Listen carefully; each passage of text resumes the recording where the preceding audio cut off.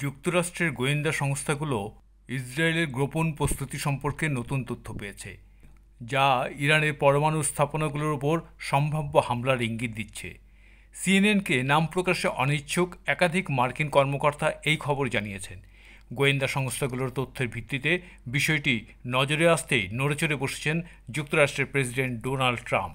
যুক্তরাষ্ট্রের একাধিক গোয়েন্দা কর্মকর্তা সিএনএনকে বলেছেন, এমন হামলা প্রেসিডেন্ট ডোনাল্ড ট্রাম্পের কৌশলের সঙ্গে প্রকাশ্য বিরোধ সৃষ্টি করবে এবং মধ্যপ্রাচ্যের আরও বড় আকারের সংঘাতের সম্ভাবনা তৈরি করবে। মার্কিন প্রেসিডেন্ট ডোনাল্ড ট্রাম্প জানিয়েছেন, তিনি ইসরায়েলি প্রধানমন্ত্রী নেতানিয়াহুকে ইরানের ওপর কোনো রকমের সামরিক হামলা না চালানোর জন্য কড়াভাবে সতর্ক করেছেন, যাতে তার প্রশাসন তেহরানের সাথে একটি নতুন পারমাণবিক চুক্তির জন্য আরও সময় পায়।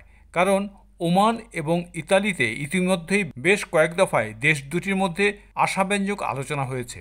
মার্কিন গোয়েন্দারা ইসরায়েলি সামরিক কার্যকলাপ, অস্ত্র সরানো এবং বিমান মহড়ার মতো কর্মকাণ্ড পর্যবেক্ষণ করেছে, যা আসন্ন হামলার ইঙ্গিত হতে পারে। তবে একই প্রস্তুতি ইরানকে চাপ দেওয়ার কৌশলও হতে পারে, যাতে তারা তাদের পরমাণু কর্মসূচির কিছু অংশ পরিত্যাগ করে। মূলত পরমাণু ইস্যুতে যুক্তরাষ্ট্র ও ইরানের মধ্যে আলোচনা চলছে এবং এই মুহূর্তেই ইসরায়েলের কোনো হঠকারী পদক্ষেপ এই আলোচনা ভেস্তে যাক তা কোনোভাবেই চাইছেন না মার্কিন প্রেসিডেন্ট। হোয়াইট হাউসের একটি সূত্র জানায়, ইসরায়েলের পরিকল্পনা নিয়ে খুব উদ্বিগ্ন ট্রাম্প। এমনকি এমনও আশঙ্কা করা হচ্ছে যে ট্রাম্পের সবুজ সংকেত ছাড়াই ইরানে হামলার নির্দেশ দিতে পারেন নেতানিয়াহু। ইসরায়েলের প্রধানমন্ত্রী নেতানিয়াহু দুই দিক থেকে চাপে আছেন। একদিকে তিনি চান না যুক্তরাষ্ট্র এমন কোনো চুক্তি করুক যা ইসরায়েলের জন্য গ্রহণযোগ্য নয়, অন্যদিকে ট্রাম্পের সঙ্গে সম্পর্কও ভেঙে দিতে চান না নেতানিয়াহু। এদিকে ইরান বর্তমানে সামরিক দিক থেকে কয়েক দশকের মধ্যে সবচেয়ে দুর্বল অবস্থানে রয়েছে। অক্টোবরে ইসরায়েলি হামলায় তাদের ক্ষেপণাস্ত্র উৎপাদন কেন্দ্র ও আকাশ প্রতিরক্ষা ব্যবস্থা ক্ষতিগ্রস্ত হয়েছে।